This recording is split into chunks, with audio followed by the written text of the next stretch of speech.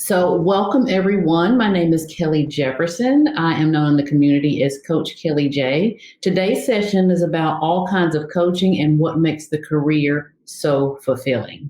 All right, so I want to take a moment to introduce myself and then we'll go around and introduce all of the other speakers. I am, like I said, I'm Kelly J. I'm known in the community as the coach's coach. I train, mentor, and certify brand new people who are deciding they want to be coaches, and I also train seasoned coaches on how to go from a one-on-one business model to a group coaching model, so they can scale their impact, income, and influence. All right. So, Amani, if you want to introduce yourself. Sure. Well, good afternoon, good morning, wherever you are in the world, everyone. My name is Imani Missouri. I am a personal development and executive coach. I work with faith-inspiring leaders who have an altruistic spirit and they know that there's greater purpose in their lives, and work in the areas of personal and professional development. I also wrapped up a podcast that was focused on women of color in the nonprofit and social enterprise sectors, and that is Forward 40. Okay, awesome. So exciting. Okay, I believe that we have somebody that just came in that is supposed to be on the panel. Karen, if you want to request to come on stage, I don't think I can bring you on stage. I think that you have to request to come on stage and then I can add you. We are just now at the introduction phase, so you're right on time.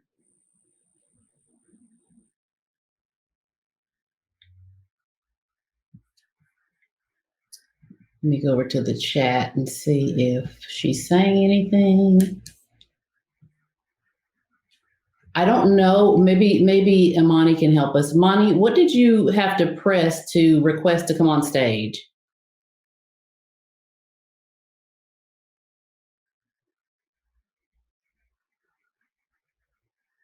I can't hear you. Oh, there she is. Got it. Okay, she just pressed. Oh, there I am. Yay. Yay, Karen, she's here. Welcome, welcome. We were just introducing ourselves. So if you want to go ahead and take your chance at introducing yourself. Okay, sure. So I'm Karen Sklani. My coaching business is Walk, Love, Sparkle. I coach for life transformation on the Labyrinth path. I use walking labyrinths as a spiritual practice and a primary tool for the process. Can you hear me okay? Because I hear an echo on my side and I'm not sure why. Yes, I hear you. Okay, I'm okay. So I live in co-housing, and I have a son and a cat, and I love walking labyrinths, and I love working with people toward the shifts that make them happier, and I love music and nature and a whole bunch of other things. and writing too. I love writing. And I've written so many books on Amazon. I have an Amazon authors page. It's actually Karen Sklani Golf on Amazon. That's awesome. I can feel your energy for sure. I can feel your vibration for sure. It's very happy and very pleasant. All right, so the way this will work is we've done the introductions. I have a couple of questions prepared that I want to ask you guys, like 2 questions, and then we'll let this lead to organic discussion. And then we'll do our takeaways, and then we'll close out for the day. I don't know that we'll take all the time since there's only 3 of us here, but if we have all the time we need, if this just turns into a really deep discussion, I'm here for it, and I know you guys are too, right? All right, so the number 1 question I want to ask is, what is the number 1 myth about the coaching industry, in your opinion? Imani, if you want to go first. Yes. So I would say the number 1 myth is that coaches are experts at everything in life. So what I mean by that is a coach may have an expertise to work in a specific area of breakthrough in your life, but it doesn't mean that coaches also don't need coaches. As Kelly had mentioned, she works with other coaches. So I would say that a myth is that once you are a coach, like your learning has already stopped and you have arrived. Right. I love that. I love that. It is so true. It is so true. Karen, do you want to jump in here?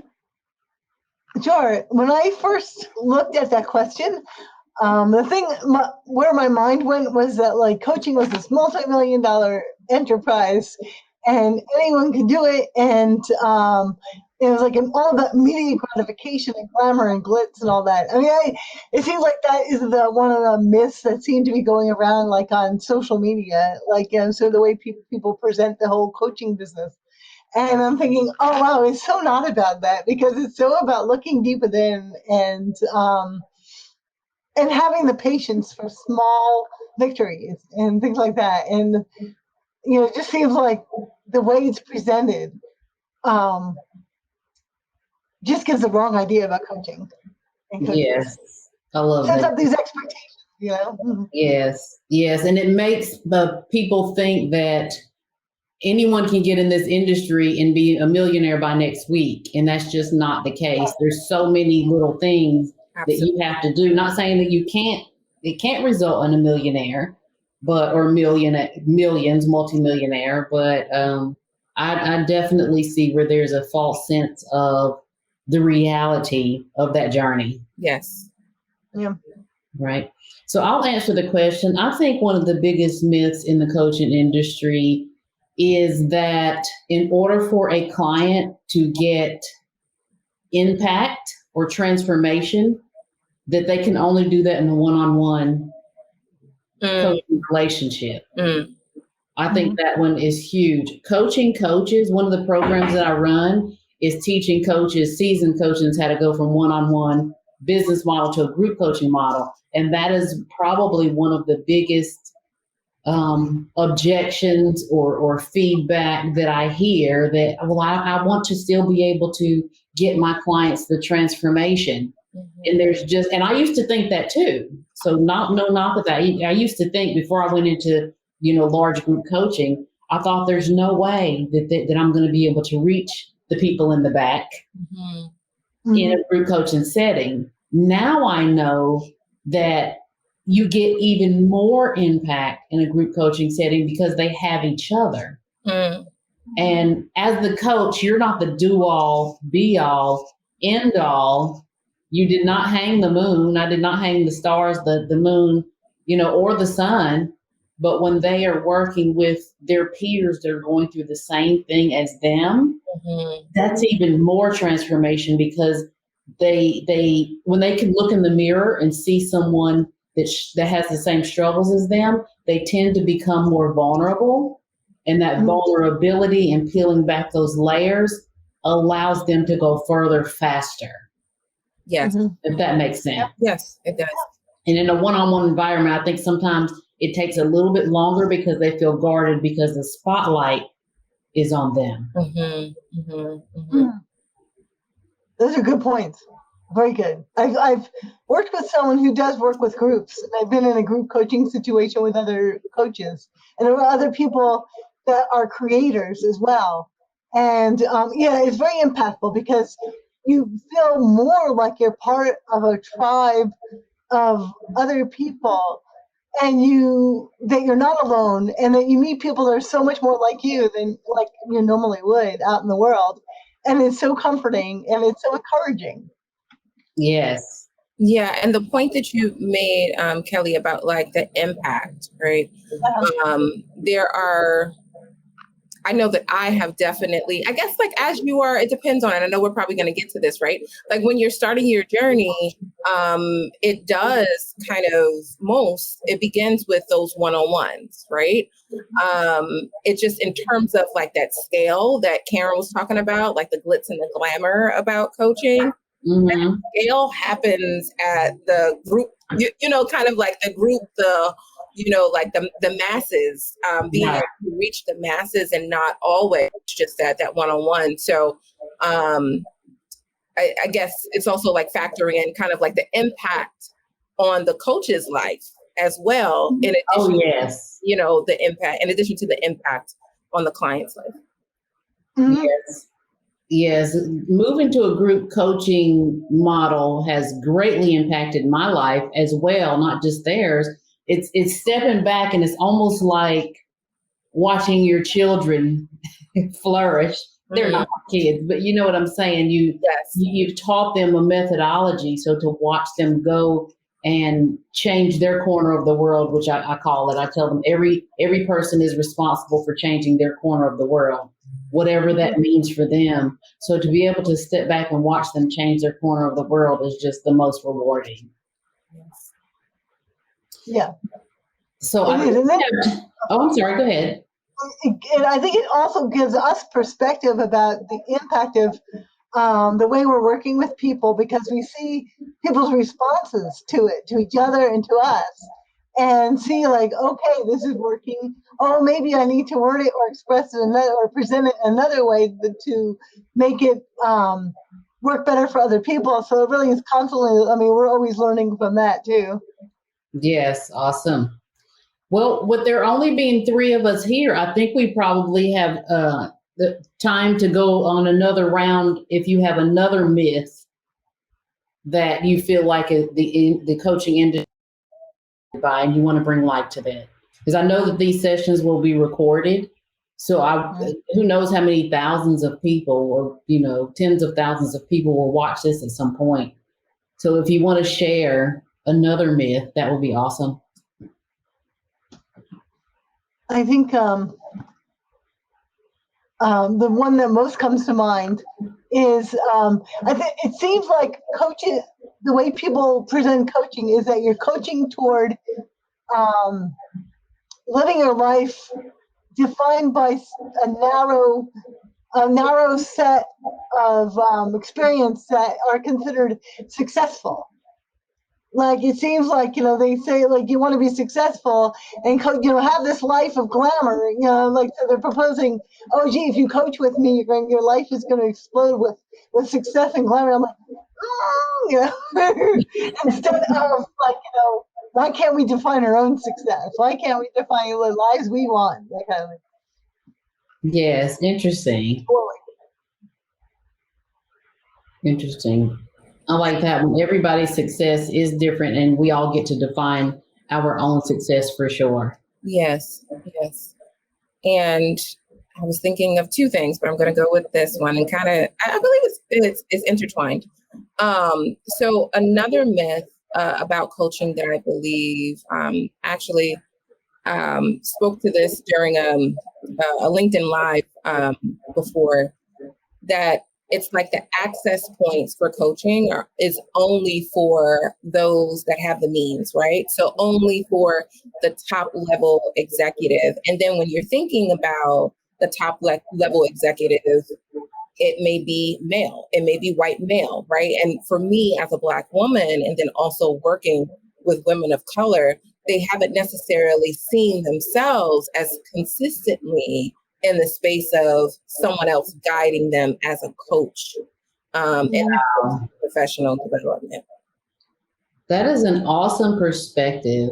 I never thought about that. That's an awesome perspective. Do you think they veer away from, women of color, do you think they veer away from coaching at that executive level because the coach may not understand them? Yes, absolutely. I have asked clients before, well, what led you to me? And the number one response consistently has been, because you look like me. And I know that there are things that I am experiencing at work and personally that you can relate to, right? Mm-hmm. So if that representation is not, to Karen's point, if that representation does not look like them, then they may feel as though having someone as a coach would not be accessible to them because it's the misrepresentation. Mm-hmm. Yes. You're right. It builds trust. Yes. as well. And that's the one of the things that's so important in the coaching relationship is just having that trust that the person has your back and they get you. Yeah. Correct. That is very interesting. You've got my brain going now. So the executive coaching industry for an African American woman is probably wide open because there's so few of that, would you say? I find it that interesting, in and of itself, but I find it super interesting because I had someone find me on LinkedIn, and I'm on LinkedIn, but I'm not like, I'm checking it. Hey, who's trying to connect with me? I have a profile because you should, right? I'm a social media person, but not LinkedIn. I'm more Instagram, Facebook, those things. Interesting. And I'm more LinkedIn and not Instagram. So I had someone find me on LinkedIn, and last week they reached out and they were interested in offering me a contract position because I'm a full-time coach, a contract position as an executive coach in training. What they do is they contract with Fortune 500 companies and they train their executives on different things. Well, for this particular thing, they wanted somebody who could teach, diversity, equity, and inclusion training, which I'm not trained in that area, but they're willing to train me. But I never thought about it from the perspective that you just stated, that they need someone that looks like them. Yes. And that's what draws them to you. So that's very interesting. Very interesting. And even going into the conversation this morning, I was like, they're interviewing me, but I'm also interviewing them. Right? It's a mindset. Yes. I also, as an entrepreneur, that I make my own schedule, and having been out of corporate America for 7 years now, having a corporate background, I'm like, do I want to go back under an umbrella, even though it's on a contract basis, where I want to, have to live by that guise, if you will. But I love that you said that you're so needed. They love you, I'm sure. Well, thank you. I will just say this, Coach Kelly J, it's about the one-on-one, like me even shifting from one-on-one, but then that greater impact and wanting to facilitate it more in a group setting. But thank you for affirming me just now. Yes, I could totally see you going to group because there's fewer of you than there is for the need of people like you. Yes. So any words on that, Karen? Well, this also made me think about the who we coach as well. And, and I can imagine you probably have wonderful skills and background to coach corporate America, Kelly, because of all of your experiences. And I'm thinking some of the coaching that I've seen, for coaches, is go for that membership site thing, and and yes, that's great because I'd be working with a whole group of people, and I'm thinking, okay, but are there other groups that need me? Are there other groups? I'm thinking, so where do I go where I'm needed? Do I call that coaching? Do I call that and that kind of thing? It could be other women in whatever situation they feel they want to shift their lives, or any other people, like even young people, that kind of thing, who want a way of living life authentically, going forward, and so it makes me think of looking for different ways that I could have a positive impact, and not just in one particular type of way. And I'm being really general because I'm thinking kind of more generally because I'm searching for the little pockets of where can I make a good difference. Yes, that's awesome. That's awesome. That leads into my next question, which is, what was your biggest goal around becoming a coach? What was your biggest goal around becoming a coach? And do you feel like you're fulfilling it? Wow. So two things come to mind.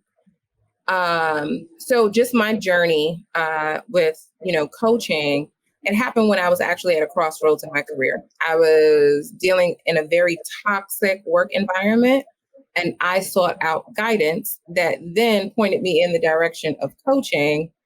And I had a coach that told me that I was going to be a coach. And I was just like, oh, no, that's for you. That's not for me. Like I'm the one with the issue. But when I really evaluated it, there were a lot of people that I had coached without even knowing that I was coaching in years prior. And a lot of people would come to me for work-related issues because there was this disconnect with their supervisors or what they wanted in their lives personally and professionally at that time. So one of the biggest challenges for me was to be more external facing because I had those one-on-ones. And then it's now, well, how do you put yourself out there?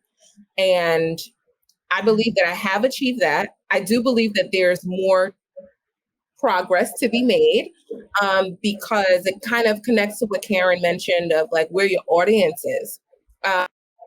That their primary audience may be on Instagram, it may be on Facebook, and it's figuring out, okay, well, where's my niche? Right. I believe that my niche is connected on LinkedIn, and there's some audience there on Instagram because of the podcast, but it took me some time to get to the point to be more external facing. And come out of the cubicle or the office, conversations to positioning myself as a potential accountability partner to others. Awesome. Do you care to share what you feel looking back now made you not want to come out and be front facing? That is a great question. I think when the first thing that comes to mind is like to the point that Karen made, and also that I made, right? About this level of expertise and like what I had even envisioned. So the person I sought out, they didn't look like me. Like, right. So I was like, okay, well, who are others that look like me? Like I want other women. Where the Black women at? Well, if they're not Black, where are the women of color? Like I was looking for that representation and I didn't find it. So then it kind of made me second guess positioning myself more externally.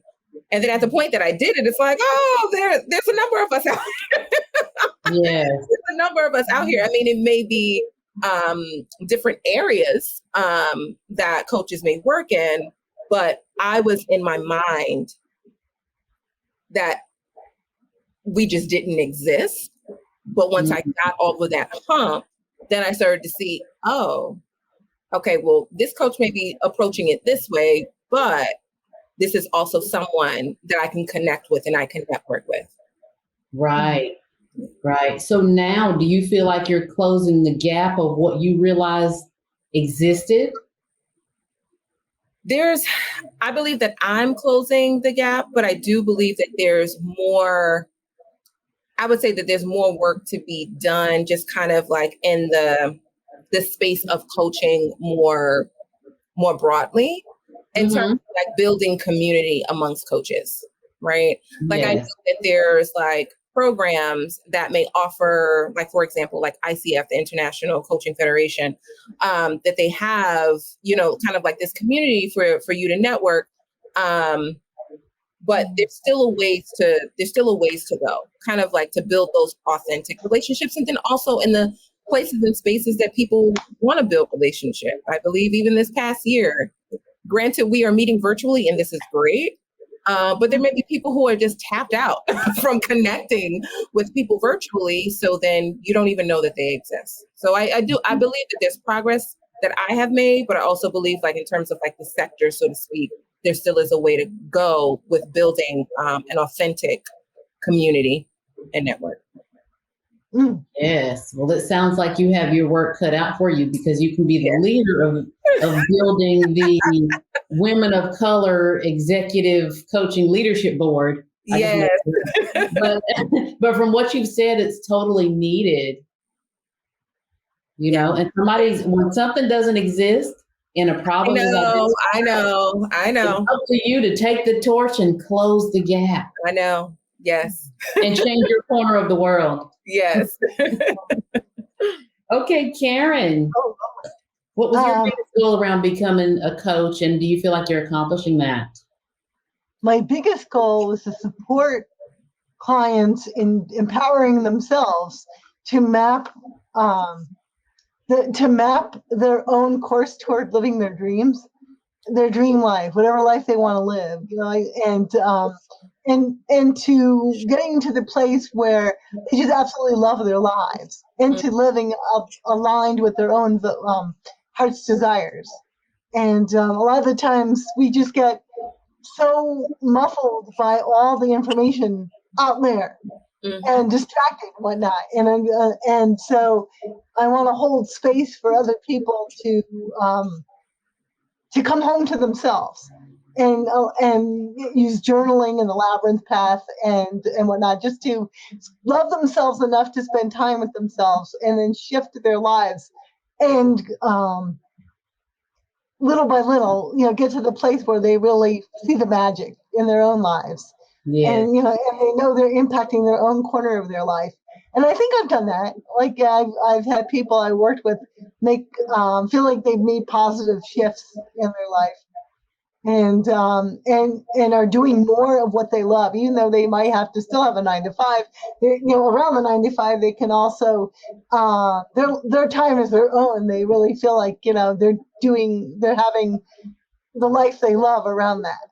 Yes. I love how you say you're leading people to come home to themselves. That's like giving me chills when you said that. That is so awesome. And I'm sure it's so refreshing when you talk to them and you tell them, in my program, I'm going to teach you how to come home to yourself. They must just melt in their chair, in their on the other side of the virtual screen when you say that. I've heard you say a couple of times the labyrinth path. Can you explain to us a little bit what that is, what that means? Is there a way to put a file into the chat? Sometimes in Zoom there is. So neither of you really heard of labyrinths at all. And it's basically a path. And it started in Greece, and actually in different places where it's kind of like, it's almost a form of sacred geometry. People outline paths on the ground and they walk them. And there's a lot of turns and there's a center. And there's only one path you walk. It's like a walking meditation.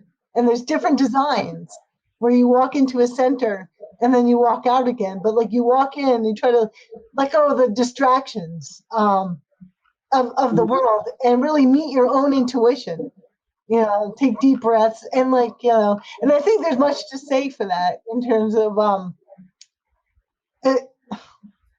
it's sometimes a process where you have to do it over and over again to let go of the hold so many other things have in your life to really listen to your own voice, your own intuition's voice. And without a picture of a labyrinth, let me, I'm going to write in a link, maybe that's appropriate, to a site that features labyrinths, and that might help. I've heard the word before, and I think there might even be a board game or something by that name, but I never knew what exactly it meant, and I wanted to see how you were layering it in with coaching. That's better. Okay, so the link came up in chat. So to give you examples of it's the Labyrinth Society, TLS. I'm a trained Labyrinth Walk facilitator, and I trained out in San Francisco at Grace Cathedral. Okay. And the woman out there kind of founded the Labyrinth Renewal Movement. What I think that's the vehicle I feel at most home with, in showing people how they can take to the path their own intentions for their own lives.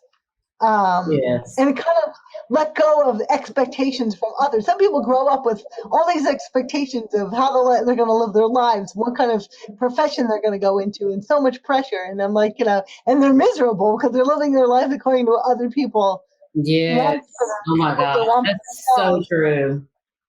That's probably true for 85% of the world. They're living their life based on standards of success, standards of happiness. If you have the mate, the kids, the dog, the house, and the car, then you're successful. And that's not everybody's measure of success. Yeah. Thank you for sharing that link. I copied it and I'm going to look at it when we get off. I'm afraid if I click on it, I may break something and I want to know how to get back. We're going to choose not to do that. But I will look at it. I find it very interesting and intriguing. So moving on, I guess we will, our other speakers aren't coming, so I guess we'll do our takeaways unless you guys have a question that you just want to throw out. I mean, we have time. I would pose a question. Okay. What is something that you wish you knew about the coaching practice and the business of it that would have saved you time at the inception of your journey?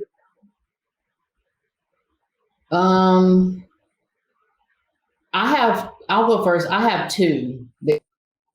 One, I wish I'd known about, you can still get the result in group coaching, because I did one-on-one coaching for so long. And I'm like, oh my gosh, now that I'm doing group and I teach group, I have more time freedom and I make more money. Why did I not know this earlier? My schedule was client after client after client after client after client, because that's what we're told. So I wish I would have known that earlier, about the group coaching model and how that can shift your business.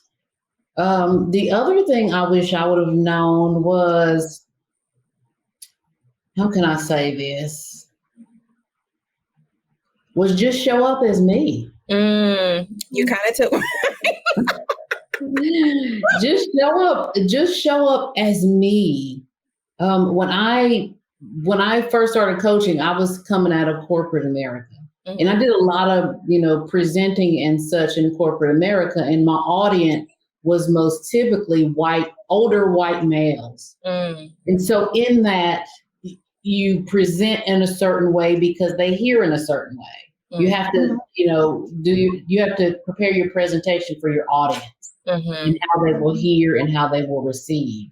So for so long, and I went there, I was Department of Justice. And so I worked there fresh out of college for almost 20 years. So that was who I was. It wasn't just what I did. It was who I was, who I'd become. I often say corporate raised me. So when I became a coach and I would, get on and I'd do my videos, they were too corporate. And that's not who my audience was anymore. And I found myself being very extremely corporate. It wasn't until I just threw that ideology away and said, I can just show up as me. And that's when everything changed. I felt better. My bank account looked better. I slept better because I went from that to I get paid to be me. And that's the best feeling in the world. So that's what I would change. Beautiful. Beautiful. Karen?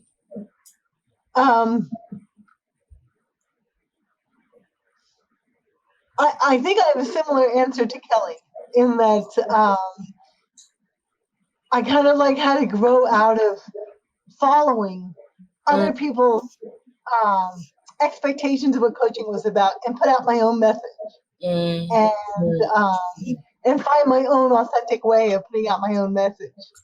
And then also knowing there are more than one way to reach somebody, reach people.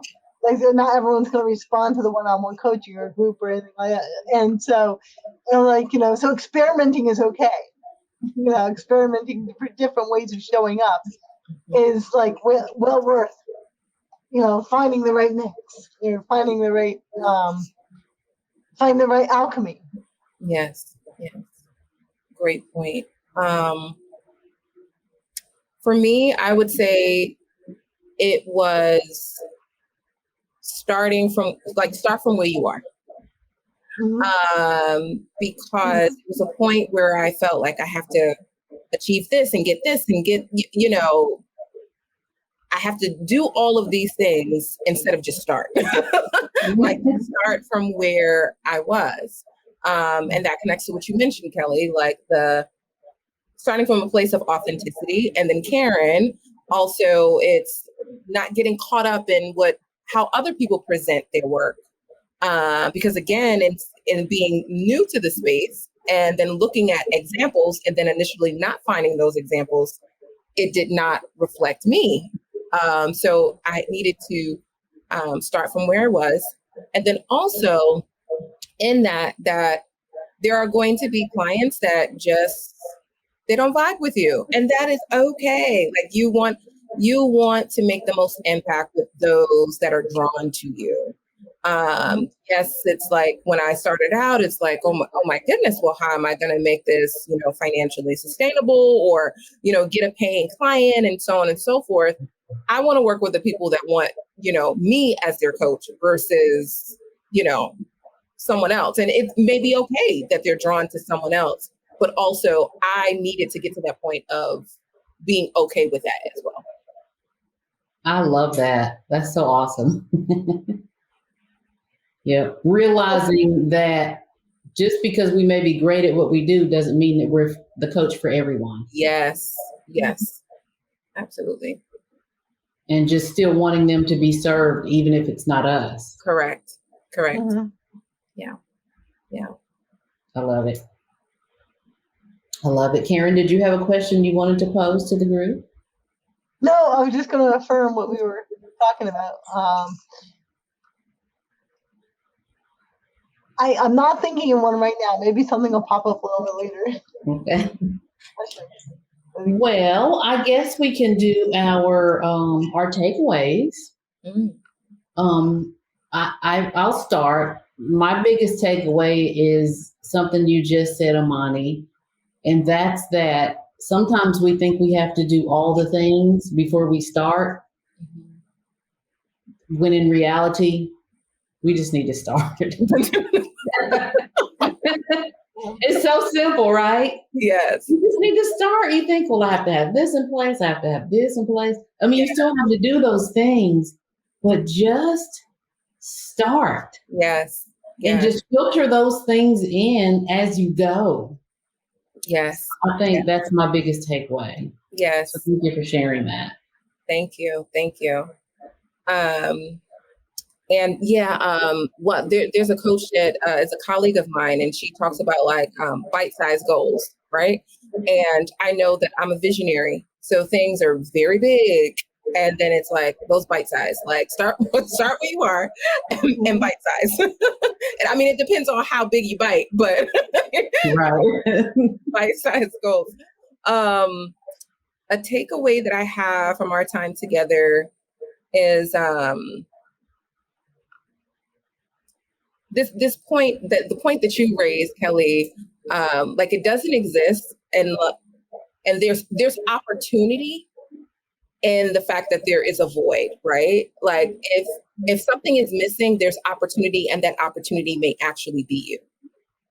Yes. So that's what I'm taking from our time together. Love it. Karen?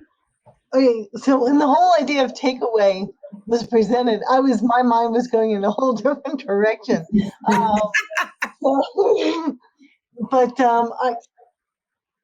My takeaway from this is